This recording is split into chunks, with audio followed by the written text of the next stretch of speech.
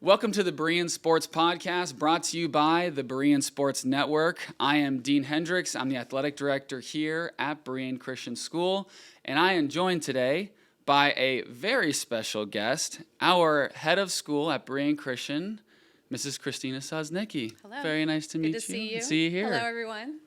Awesome. So welcome to the podcast, and thank you for being our first guest on the podcast. It's very exciting. Yes, we are very excited about it. And what we've could had go wrong? Yeah, nothing. I'm sure that an unfiltered just conversation, nothing can happen. Nothing.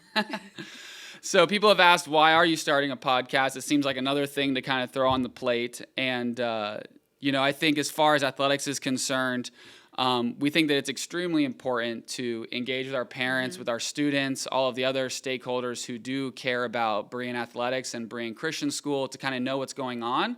And I think that this is a good way for them to sort of peek behind that curtain of Berean athletics and kind of get to see the back end. Mostly we're going to be interviewing coaches, players, other staff members in athletics, but I thought it would be excellent to just bring you in and kind of hear your heart for the school, for athletics, and kind of hear all the exciting things that are going on. I mean, we started construction now. We've got a million things going on. We do. And so I know communication is going to be extremely important, and I know communication is extremely important for your leadership style. Yes. And so if you would just talk a little bit about that, about how communication is important in what you see, and also what healthy conversation and healthy communication within an organization looks like. Okay, well, that's definitely a loaded question. Okay, so where do I start? I think that it's really important to make sure that we are communicating the very best we can to everyone involved. And sometimes it's really easy to communicate to a mass group of people that we just know what they need to know.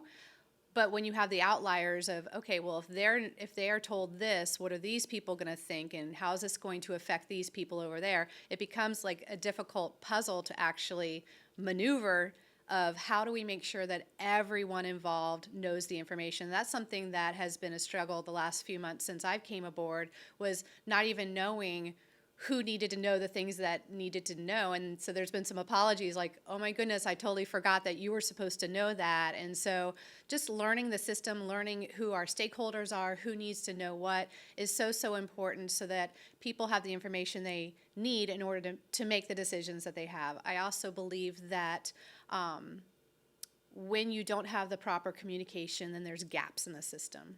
And unfortunately, when there's gaps, people tend to put their own thoughts, their own ideas into what they think should fill that gap, and that's not always accurate. So the more that I can think through where could somebody get confused in this situation, where would somebody be steered wrong in this situation, and try to think 10 or 15 steps ahead and try to anticipate that, then in my communication I'm trying to hit those things knowing that people are going to have questions or people are going to have gaps that they're going to fill. The other thing with communication is I think it's really important with communication to have respect. So what that means is that you're communicating with the right person. So that matrix of a flow chart of what the expectations are internally within our school organization and what that means for parents if they need to communicate with teachers or with coaches, the respect of going to the right person versus jumping the right person and then going to somebody who you think is actually going to be able to get done what you need to get done is actually not honoring to the person that you really need to have conversations with. So that structural concept of going to the person that you need to go to in order to get the answers you need, and then if you're not getting what you need, then you bring in somebody else to help that process along. So I think that's just mutual respect all around. So one of our things that we're really concentrating this year at Berean is to be brave. And part of being brave is in communications, because sometimes communications is a letter with information, but sometimes it's a conversation that's hard to have. And so one mentor once told me, if you think it twice, say it. And sometimes that's difficult because we don't want to always go have those hard conversations. But 9 times out of 10, if I come to you and say, hey, Dean, when you said this, I wasn't quite sure what you meant by that, and we talk it out, and I'm like, oh, okay, that makes sense. I see where you were coming from. I see why you said that. Do you see why maybe I may have taken it a different way? And then you and I can come to an agreement on how we can communicate better moving forward. So I think being brave and having conversations that are difficult are also really important in communication. I agree, and I think when I kind of took over in athletics at the end of last year, reaching out to our coaches, our parents, and the students, communication was by and far the number one thing that they were focused on with, like, how can I serve you better? Their response was, just communicate with us a little bit more. We just need more information about updates of everything from when is tryouts to was that game changed because I drove down to Boca and we weren't there and I don't know what happened. And so that's something that we've been working on within athletics, which is why, again, we're doing this podcast, is because we believe that, yes, communication is an extremely important part. And like you said, but then also having the communication down the right lines. And so we're looking at different things within athletics to make sure that parents have access to the coaches to be able to ask those questions. And then if the coaches don't know that answer, it can be relayed up to myself or the correct person to say, hey, that is a great question. I'm not sure. Let me go and ask for you, and then I'll get you that answer. And trying to empower our coaches to take even more ownership over their teams, because they are very intelligent individuals and they do know what's going on, and it really is their team. They are the coach, just trying to empower them. And I know that you have a kind of similar view of the departments within the school as well. That's right. And it's so important, just like what we were talking about before, about being brave. If there is something that's dropped, you're not a new leader, but you're a new leader within this department. I'm not a new leader, but I am a new head of school at Berean, although I've been head of school somewhere else. And so things are going to sometimes fall through the cracks. So being brave and having those conversations, because I know you well enough, and I know you know me, that if a mistake happens once, it's not going to happen again, because we make notes and we make sure that going into the following season, those things are addressed. So you and I have been working very, very closely on when we see something come up and we're like, oh, there needs to be a process or a protocol created for that. You and I are working together to again fill those gaps so that moving forward, we're just getting better as time goes on. Yep, absolutely. Always trying to get better. And I think speaking of processes and things, so we have officially started construction on the new student building for the church. And we are all very excited about that, genuinely, because it is a huge step forward for the church and the school to see new buildings going up, to see expansion, out of a requirement of the amount of people who are attending the church. It's like we do need a place for them, and the school is growing, and we need more time and more space for them. And so this new building is going to open up a lot of opportunities for that. Why don't you just touch on that a little bit and kind of what we see that student building being and just how excited we are about that. Yeah, we're so interconnected. BCS is the school ministry of grace. So we are one, and that is why we are here. If it weren't for the fact that we were ministry-minded at our school, there'd be no reason for a church to have a school except for that. And so I feel so honored to be part of that, but because we are all one, what helps one area is going to help the other. So and this is just a really short example, we have some offices over on our school side that have staff from the church. So having this new building will free up space, will allow us to do some more expansion and some more things on our school side. And so every step of the way, it's affecting the whole entire ministry in a positive way. And so this is just one part of the plan that's going to continue and help the whole entire campus as a whole, bring the ministry of Jesus Christ to everyone who's here. Yep, absolutely. And one big way it's going to help us is in parking. Eventually, right? So we're adding a ton of parking spots back there that are going to help our students and our parents park better. However, in the meantime, we're not blind to the issue of car line and parking during the time of the building of the new building. And so I know that, like you said, we've been working together. That's not just you and I. That is everybody has been working diligently. The church has made concessions.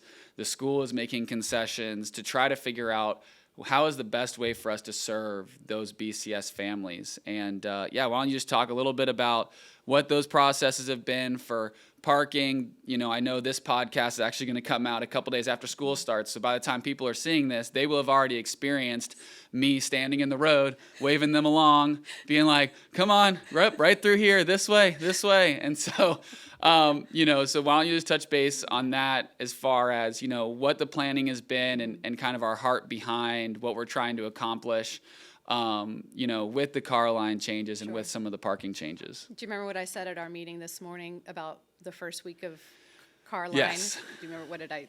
Yeah. I don't want to put you on the spot, but do you No, remember what I yeah, said? no, yep, yeah. About what the first week will be. Just the first week will be craziness. Yes. And we're going to just let it be craziness. And then we're going to see how it goes week 2. And if we need to make adjustments, that we will make those adjustments. Exactly. So I don't want to jump the gun. So if we're in a situation where we get into day 3, day 4, and we're like, oh, maybe we need to make some changes, we're going to give a little bit of time to see if those things end up fleshing out, because often they do, because the first couple times parents come on to this campus, they may say, I don't know where to go or what to do, and that's going to cause backup. And so after a week or so, we'll be able to determine what we need to do, if we need to change anything. So we have gone over this plan all summer long because we thought we would have a great plan. And then we would get our group of people together and our administrators, and they were like, well, do you realize if we have drop off at the pavilion, or if we do this, our elementary line will be like half a mile down Okeechobee? And I'm like, didn't even think about that. So there was a lot of things that were in play where I'm like, oh, I wish that we could do this, but then the fallout. And again, that's whole thinking 15 steps ahead. Yes. And we have found a plan that is not perfect. It is not as good as having all of our traffic go around the backside, but it is what we can do for now. So having our elementary parents park and then go drop off their children, walk their children up, and then in the afternoon, park, go retrieve their children. And then the secondary, for some reason, the secondary just goes faster and the lines don't seem to be quite as long. So having them go under the church overhang that's in the front of the church for drop off and pick up, that's the solution that we have come up with, and we think it'll, at least we're hoping. And I agree, and I think that it was a lot of the back and forth of, we already have a lot of elementary parents who want to bring their students up and want to bring them to the classrooms and want to walk them to either before care, things like that. And obviously most of our secondary, if they're being dropped off, it is a quick drop off, or they're parking and they're walking on campus. Right, because they're driving too. Exactly. So some of our students aren't even going through that line for secondary. Yeah, because I know a lot of people, you get frustrated, you get into it, and you're just thinking, did nobody think about this? And it's like, no, we did. We did, and we have a number of different elements to that have to be handled, including safety. And we've been working with Matt and the guys over at the security team there to talk about, okay, so what does safety look like for this, to make sure, because we don't want to open ourselves up to a safety concern just because we want the car line to be a little bit faster. Right, and that was one of the things we were thinking of when we were thinking, hey, let's let the elementary parents, some of them can park and some of them can go on the underhang, but then if you're parking and everybody's walking on up, then you have cars leaving that line, and then it's a safety issue. So we're trying to think through every single thing. Safety is obviously our first priority, so keep that in mind, parents, when you're going through the line, that is this something that if we did this for the whole entire school, we would have half a mile down Okeechobee Boulevard, or would we potentially have safety issues? So those are things we're thinking about. Yep, absolutely. And I mean, I think that it's going to be, like you said, a work in progress. And I think, as you said before, open to changing that if we do obviously see a different alternative that makes sense. Right.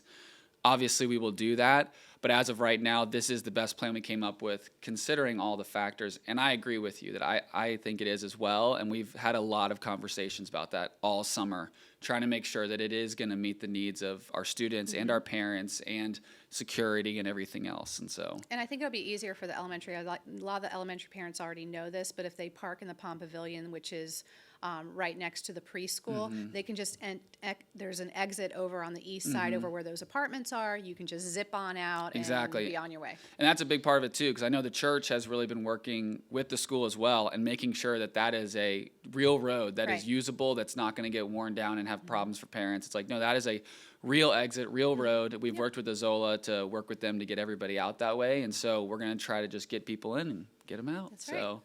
Awesome. Well, enough about parking. But I think we're getting you a vest, aren't we? Yes, we are getting me a vest. I'm very excited about it. You requested I the did vest, request Dean. it. Listen, I'm going to be standing in the road. I don't feel like getting, hit by an upset elementary student parent, so I'm just putting my vest on, have my little elementary. sign. It could be secondary. You never know. It could be. So, Anyway. Awesome. So I think dialing it back to the fact that we are the Berean Sports Network, Yes. I think it'd be fun to talk about, as the head of school, Kind of what is your view? I know we've talked a lot about it, but I know a lot of people haven't heard your kind of view on school athletics and why you believe that it's important.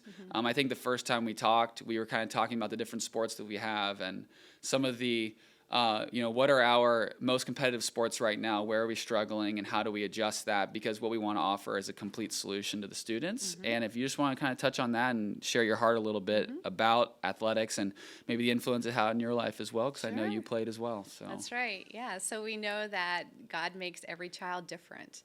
And so we want to be able to give them the experiences within our school that are going to help develop them for his glory. So if that's theater, that's theater. If it's music, if it's sports, whatever that is, God has created us to be creative within those talents. So yes, I was a cheerleader and I was a volleyball player.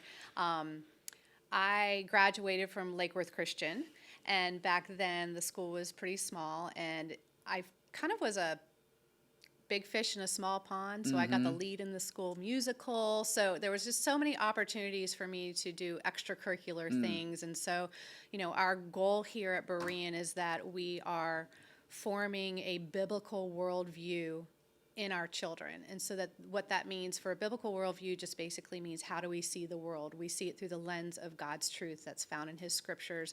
And we are aiming our children to what is good, what is true, what is beautiful in God's eyes, not in the world's eyes.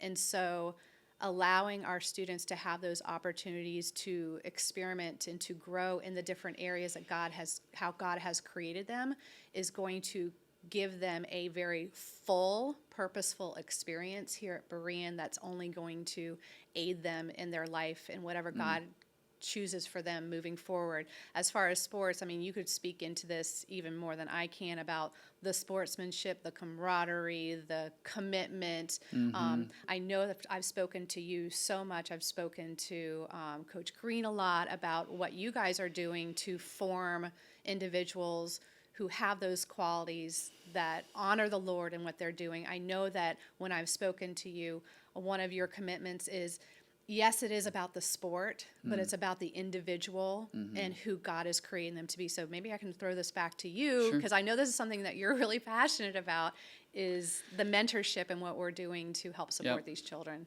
Yeah, absolutely. Like you said, I think from my perspective as athletic director, really coaching coaches and working with the coaches to make sure that they're pouring into the students.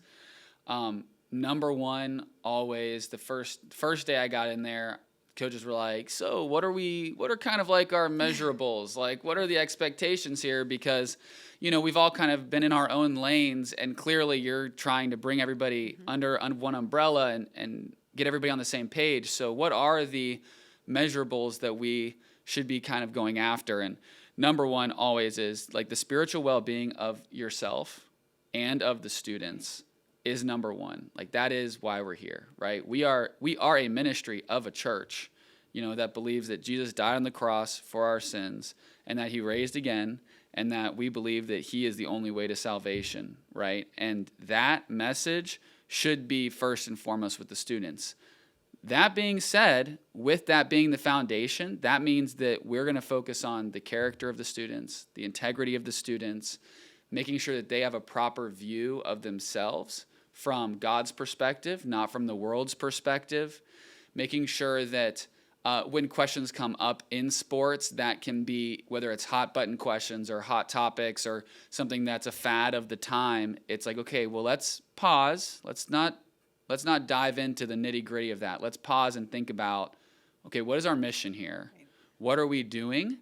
Okay, we're trying to reach people for Jesus. We're trying to create student engagement with a sport, with each other. They're building camaraderie as students. They're also developing their character. We're holding them to a level of integrity because we are trusting them with certain things that they have to have integrity in order to operate there.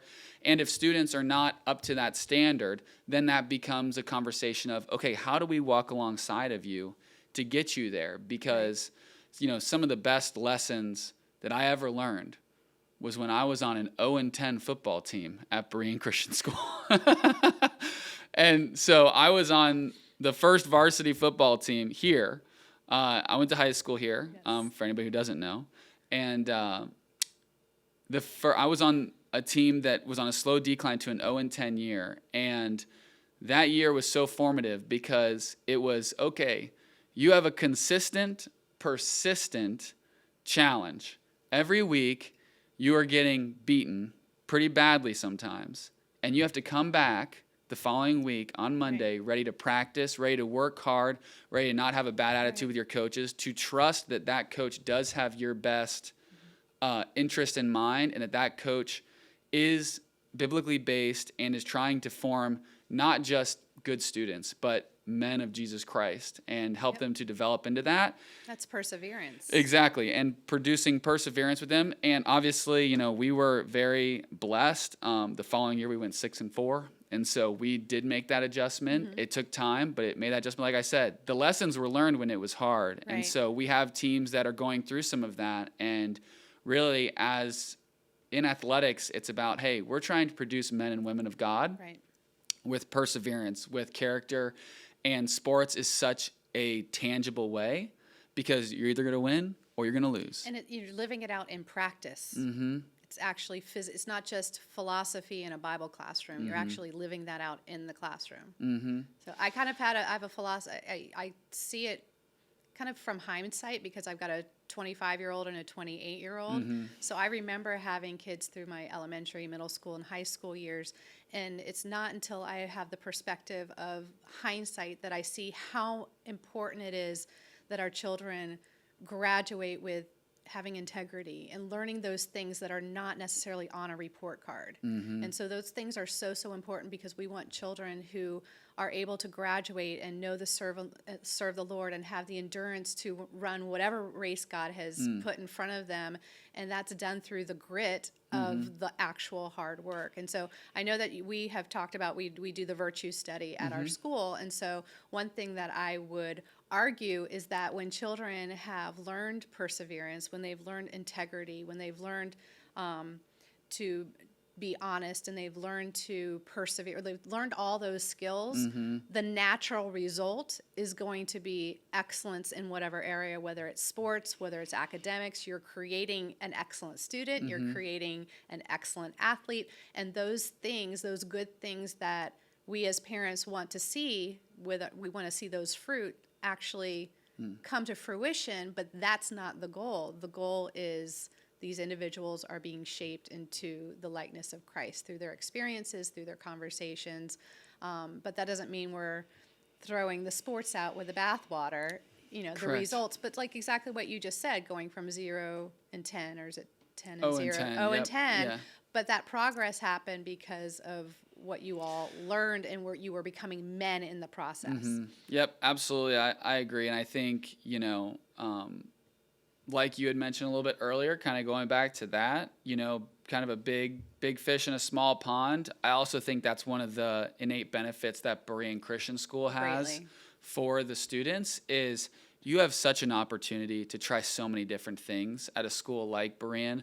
I mean, we have so many of our students are 3-sport athletes. Mm-hmm. They're playing fall, winter, and spring, and they're competitive in all three. And they're in the theater. They're doing plays, and they're taking AP classes. Yes. And we have so many of those students who are getting so many different opportunities. I remember National Honor Society. Exactly. And they're clubs, everything. Yep. And I think that is such an amazing opportunity for them. And I felt that it was an opportunity for myself as well, playing multiple sports, getting those experiences, and also getting different coaches. So now you're getting poured into from multiple angles in all directions, from teachers to admin to coaching staff to and just trying to create fully developed, amazing human beings for Christ. Mm-hmm. So, amen, brother. Awesome. Well, I think that's all I've got for today. Okay. So that was easy. I'm feeling good about Invite me back sometime. Yeah, I would love to. Love to have you back. And we're excited to get into the rest of the podcast. We're going to be interviewing more coaches and other people, and hopefully maybe even some players. We'll see. I've talked just real quick before we go. There is such a buzz about our athletics department. And you and I have had this conversation, but you're getting calls probably every other day from a coach from somewhere who's hearing the buzz of what's happening at Berean, and it's the skill of our coaches. It's the leadership that you are bringing to the table. It is the focus we have on the lives for Christ for our students. There is a palpable buzz going on about our athletics department. So I just wanted to thank you for coming aboard. And I know last year when you came aboard, you were full-time teaching and doing this and all the things that you accomplished while full-time teaching. And so I'm really excited to see how this year is going to go, where, you're going to have so much time on your hands. You're not going to be teaching full-time. We'll see. So, we'll see. So thank you for joining the team, and I'm honored to be serving alongside you. Well, I appreciate that very much. But, like I've said every time that we've talked, it really is just, I feel like the Lord saying, hey, there is somebody who is trying to do the right thing, is trying to follow me. And just, like I said, with open hands, just saying, Lord, hey, if opportunity knocks, I'm going to open the door and we'll see where it leads. And we'll just walk through that as best we can. And really it is just the Lord, I think, bringing people in for, as they say, a time such as this. I agree. And we're very excited about it. I think it's going to be a great year this year. Absolutely. So. All right. Well, thank you so much. Thank Look forward you, to seeing you Dean. next time. We'll see you next time.